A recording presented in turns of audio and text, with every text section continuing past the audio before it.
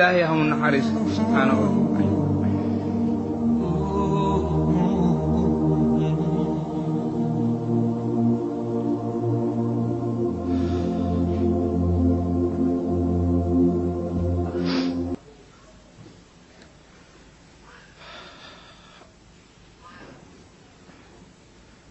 وقضى ربك ألا تعبدوا إلا إياه وبالوالدين إحسانا.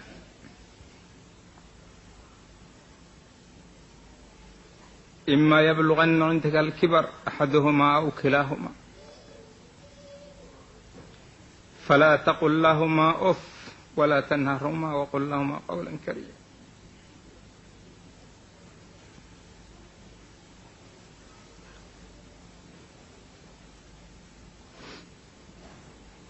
حق ماله إن داخل أقول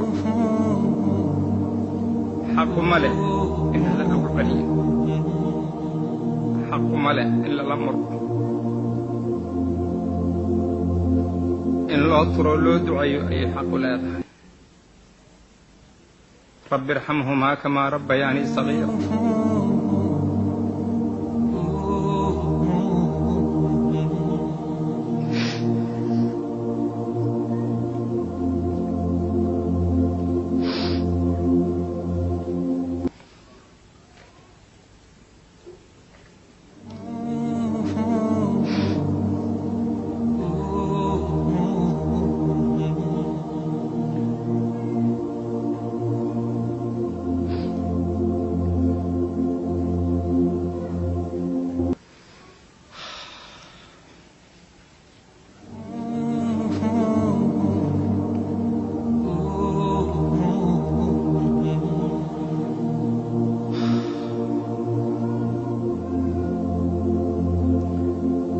وهذا إبراهيم عليه السلام ويعقوب ووصى بها إبراهيم بنيه ويعقوب يا بني إن الله اصطفى لكم الدين فلا تموتن إلا وأنتم مسلمون. أم كنتم شهداء إذ حضر يعقوب الموت إذ قال لبنيه ما تعبدون من بعدي قالوا نعبد إلهك وإله آبائك إبراهيم وإسماعيل وإسحاق إلها واحدا ونحن له مسلمون.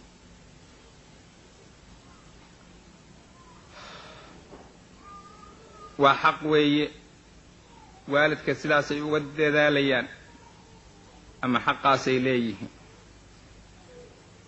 marka waa hooyo waa inan waa caruurtaadii inaad ka fakartid weeyaan xagee ku dambayn doonaan ma islaam ma kufriye ku dambayn doonaan maxay mudan doonaan bacda mawtik markaad dhimato ka dambow maxay mudan doonaan waa maxallu su'aal. sidaasuu dardaarmay ibraahim ووصى بها إبراهيم بنيه ويعقوب يا بني إن الله اصطفى لكم الدين فلا تموتن إلا وأنتم مسلمون.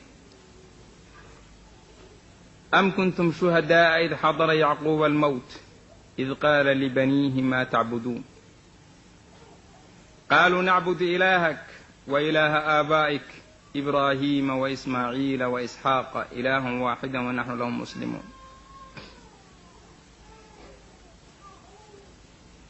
وهذا إبراهيم عليه السلام سوى عرورته وشكرنا يا إلهي سي سواء كان بنينا أو بناتا. الحمد لله الذي وهب لي على الكبر إسماعيل وإسحاق إن ربي لسميع الدعاء.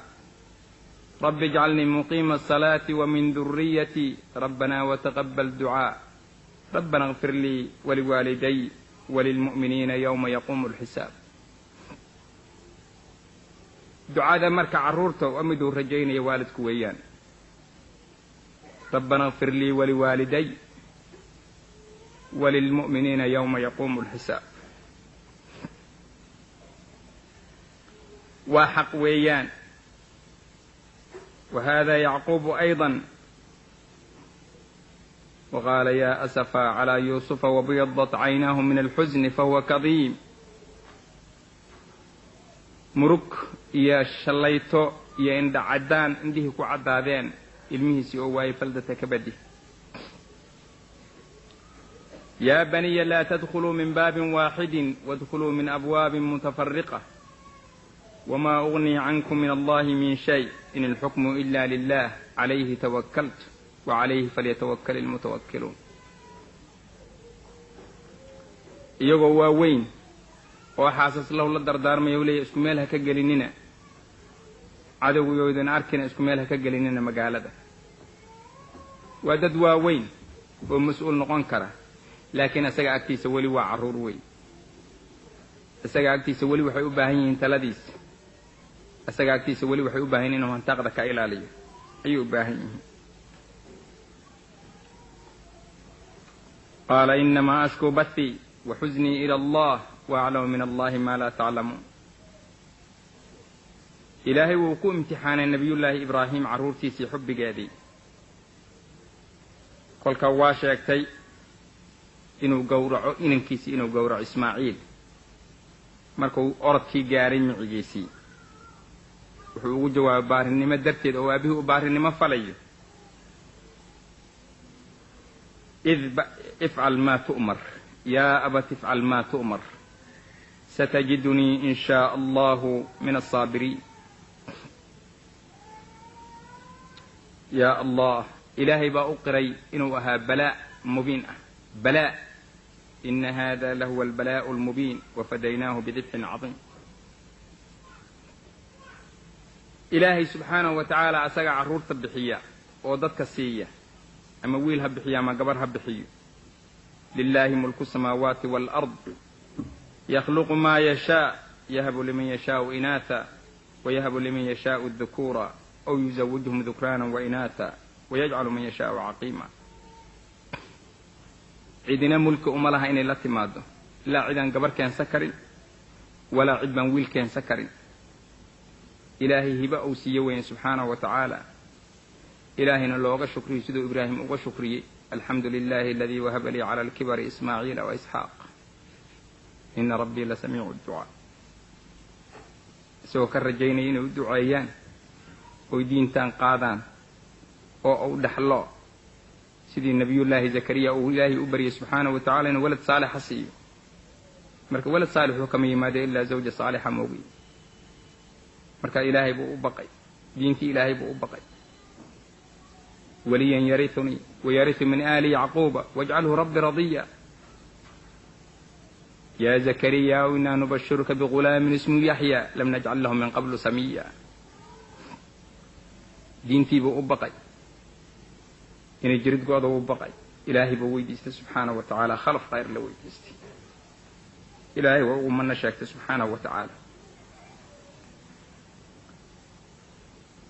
dhaqanka lagu dhaqmayo ee hooyada gabadhii iyo hooyadii ilaahay baa subxaanahu wa tacaala xaqoodii og.